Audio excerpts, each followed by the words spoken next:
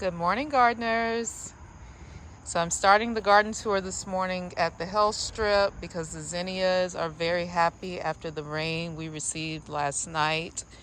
These were directly sown back in May, early May, and it is now August and they are still pushing. I'm very tempted to reseed more or direct sow more zinnia seeds because we have a long growing season here in South Carolina, and I like to push it. I like to push it to the limit and see if I can get another round of zinnias. So I wanted to walk through this area and show you these beautiful zinnias in the Health Strip. Look at this color right here. What a treat. So we're sticking with the front yard garden for this brief tour. I have these Fire Chief arborvitaes that I absolutely love. They have gotten really big over the years. This is their 4th year in the garden. This is I want to say, somebody asked me about this the other day. It's not a Bobo hydrangea, but it's another miniature hydrangea, and it performs better for me than the Bobo hydrangea. Oh, that name will come back to me in a second. Over here is so much sweet potato vine. I planted 3 plants and it is so lush over here. I really need to cut this back and get it rooted and planted in other areas of the garden. And really, this sweet potato vine, you can cut it, stick it into the garden, a shadier area, and keep it watered, and it will root directly in the soil. Look at it. It's coming through in the in the Fire Chief arborvitae. Along my foundation bed are my Limelight hydrangeas that have flopped tremendously. This is the only branch that is quite sturdy and it's staying put, but the others have flopped. I will come through and stake these at some point. I do want to go ahead and make sure I stake them to get them growing in the right direction, because otherwise they'll continue to branch out just like this. Look at how big this blossom head is. Look at that flower head. That is gorgeous. And the ones that are in the front yard give me that pink hue. And I'm not quite sure why. It does get a little less sun than the others, and that might be the reason why. But I love this color. And really, it doesn't bother me that they flop over like this, because really, it just looks like a row of flowers, because all of them are flopped down to the ground, except for that one branch over there. So those are my Limelight hydrangeas. There is a small one in here, right in the center. But I really love having these in front of my loropetalums and my hollies back there. Now down here are big leaf hydrangeas, and there is a ruby slippers oak leaf hydrangea stuck in there. I will need to dig that up and move it so it can have more space. Oh, check out this green spider. So cool. All right, I have some plants in containers that need to be planted. This is the Snowflake oak leaf hydrangea, and y'all, it doesn't matter what color this thing is in, or what color this is, or what stage it is in. It is gorgeous. And I just let these spent blossoms stay, because the fall color is amazing on this. It started getting its fall color pretty early. But this is the Snowflake oak leaf hydrangea. And what a beauty she is.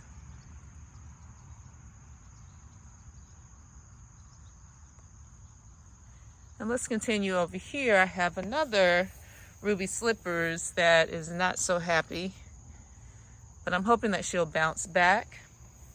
Now this is the north side of my garden, so anything that needs shade gets planted here, but not with much care, to be honest. I just kind of tuck them in over here. I have my Ninebark here, and look at the foliage on this.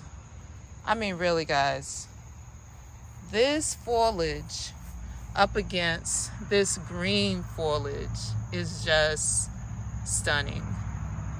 I absolutely love the color of this Ninebark, and I'll try to figure out which type it is, but that dark foliage can't be beat.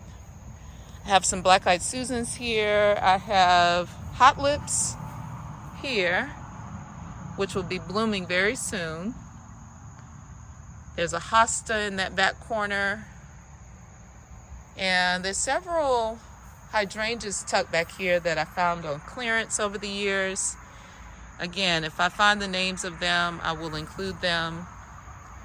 This is a green lace Japanese maple that I tucked over here temporarily, but it's happy, so I might leave it. I'm not quite sure how it's going to do as far as the roots being so close to the house. I'll have to do some research there. And this is a Florida, oh, I tell you, these names. Elysium, I think this is called an Elysium. I'll put the name on the screen. But those have been in the garden for probably 3 years now, and they love the shady area. I have hostas over here and little Limelight Hydrangea there. But this is my north side garden. Oh, there's a fern in the back. And in early spring, that fern back there is so gorgeous. The color is bronze and just amazing. I still have elderberries ripening on this elderberry bush, and this thing has gotten so big over the last 2 or 3 years. But I am so excited about this plant. I will keep it pruned so it doesn't get ridiculously big, but it produces so much good fruit. So I am very happy to have this in the back corner of my garden. It does like a little shade, so it's been doing really well back here, tucked in the corner of the garden. So we'll walk through, because I'm looking at my hot pink crepe myrtle and how brilliant she is looking right now. So let's keep this tour going. We'll start here. This is a yellow twig dogwood. You see it has some blossoms on it. That's a berry. Wow. There's a berry. But this is my yellow twig dogwood. This, I will have to put the actual name on the screen. But this is a hardy tapioca. And this was a gift from the Colorful Gardener. And it is a tropical plant. And I was so happy it returned this year, because we did have a pretty severe temperatures this winter, and I was afraid it was gone, but it's still here. I have my Limelight Hydrangea holding it down back here. If I remember the name of this shrub, I'll post it, but it's not coming to mind right now.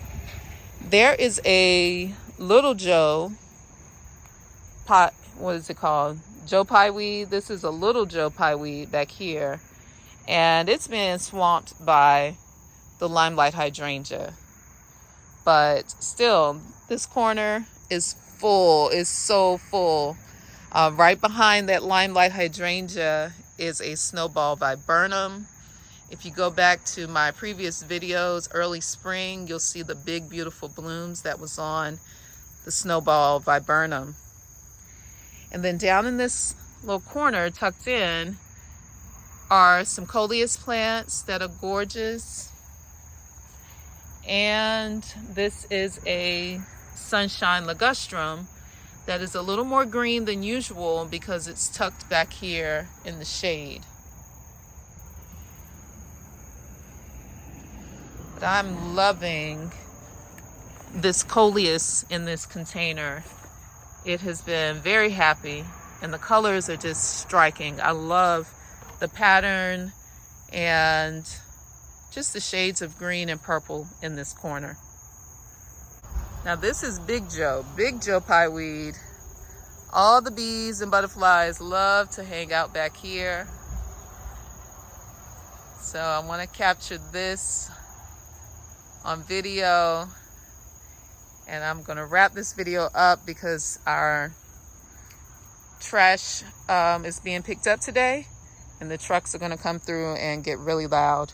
This is a weigela, and this weigela is actually happy in my garden. I used to have the spilled wine weigelas in my garden, and they were very unhappy and did not survive. But this one, very happy. Oh, this corner. Oh, it's full, but it is beautiful. Let's take this in. I left the seed heads of the penstemon because I think the color is just wonderful.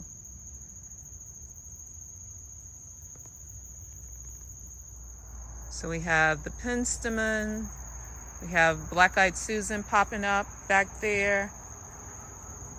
This is a strawberry vanilla hydrangea. It's blooming later this year. Oh, that's fine. This is my crepe myrtle. I talk about my crepe myrtles all of the time because they were purchased for 25 cents many years ago from a local master gardener. And I bought 4 of them, 4 little twigs for 25 cents. Stuck them in the ground. I had no idea what I was doing, but I did know to continue to limb them up into tree form. So this hot pink crepe myrtle, I don't know the actual variety name, but let's call her beautiful. The elephant ear are very happy after that rain.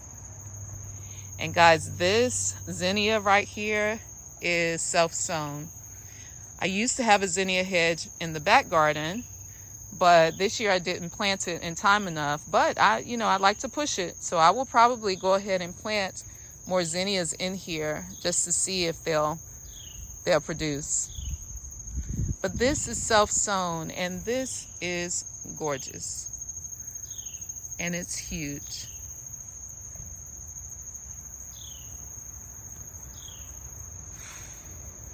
Here come the trucks. I'll go ahead and finish this tour. This is my Muskogee crepe myrtle, my purple crepe myrtle. And the branches of this, guys, I used to butcher my crepe myrtle trees. I was guilty of crepe murder. I would chop them off so drastically, and I finally stopped doing that. And now I have this beautiful weeping shape of this crepe myrtle. Fantastic.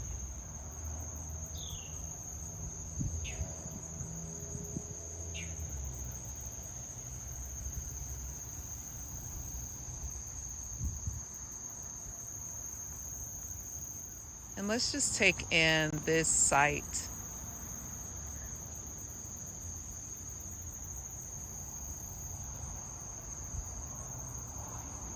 I just love how the crepe myrtle blossoms get so heavy and hang over and create a frame for my bird bath back there. And as we approach the bird bath, this sea or this river of autumn joy sedum that is coming into flower just looks so gorgeous. My rudbeckia holding on. I had to get rid of a lot of my rudbeckia that just didn't make it. But this site is just dreamy to me.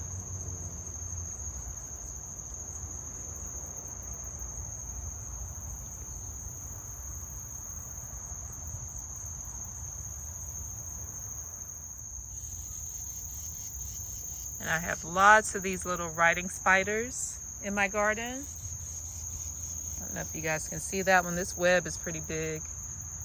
But there she is, she's moving.